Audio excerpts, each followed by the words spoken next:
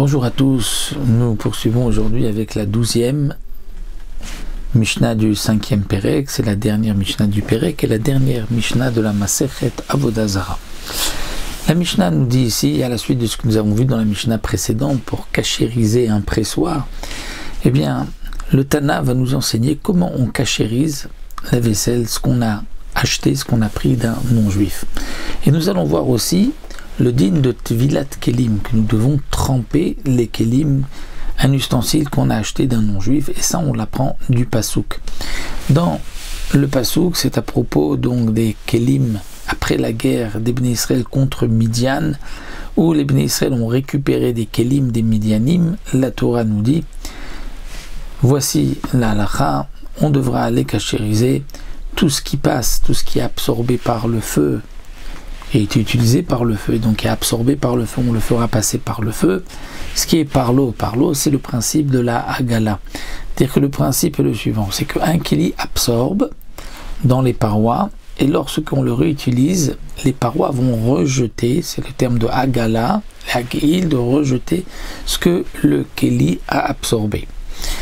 Pour faire sortir ce que le keli a absorbé, il faudra donc le cachériser de la même manière qu'il a absorbé. Si c'est quelque chose qu'on a mis directement sur le feu, donc il a absorbé sur le feu, pour pouvoir le cachériser, il faudra faire l'iboun, c'est-à-dire par le feu aussi, faire sortir ce qu'il a absorbé, ou d'après certains, même brûler ce qu'il a absorbé. Le liboun, c'est lorsqu'on va au chalumeau, on va enlever directement sur le feu, on va faire brûler ou enlever ce que le keli a absorbé. Si c'est un keli qui a servi donc avec de l'eau, donc on a fait cuire un aliment, eh bien on fera la gala avec de l'eau bouillante, et là le keli va ressortir tout ce qu'il a absorbé. Et ça on apprend du pasouk. Et dans le pasouk c'est marqué aussi Arpeme Nida Yetrata, et de là on apprend que dans l'eau où la nida se trempe, c'est-à-dire dans un mikvé, on va purifier aussi le keli. C'est de là qu'on apprend le din de Tvilat Kelim, que l'on doit tremper les kelim qu'on a acheté d'un non-juif dans un mikvé kasher.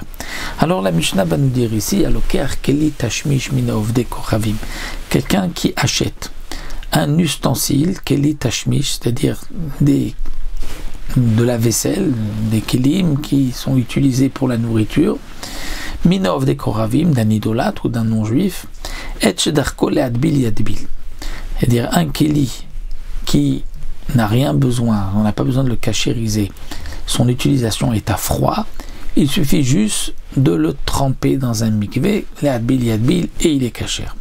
Le'agil, un keli qu'on a besoin de faire sortir ce que les parois ont absorbé par de l'eau, donc une marmite, une casserole, alors yagil, on fera aussi la gala dans de l'eau bouillante, on fera rentrer cette marmite dans de l'eau bouillante. Bien sûr, il faut que le keli soit propre et qu'il n'y ait pas non plus de rouille, et on le trempera ensuite, dit le Barthénora, dans un mikvé. Il faut d'abord faire la cachérisation avant de le tremper dans un mikvé, au moins les khatrila, grande marloquette rishonim, mais au moins les khatrila, d'abord faire la gala et ensuite le tremper dans un mikvé. Les laben bao, et laben bao, si l'habitude du keli était d'être utilisé par le feu directement, eh bien, on va aussi par le feu faire l'iboun, si on peut dire le blanchir, puisque l'iboun, lorsque le métal, on va le mettre sur le feu, il va blanchir. D'après certains, le liboun, c'est-à-dire qu'il va donc devenir brûlant au point qu'il va y avoir donc des étincelles qui vont sortir, et c'est le moyen de cachériser ce qui a été utilisé directement par le feu. La Mishnah nous dit à chapoud, si nous avons chapoud, c'est-à-dire une broche, une brochette, vers askala. Askala, c'est une grille sur laquelle on a fait donc griller de la viande. Melabnam baour, il faudra faire l'iboun directement sur le feu, de la même manière qu'on va le faire griller sur le feu, donc la cachérisation sur le feu. Les marmites, comme nous l'avons vu, donc ça c'est avec de l'eau bouillante, Et la Mishnah termine avec sakin, un couteau qu'on utilise à froid. Shafa veiteora.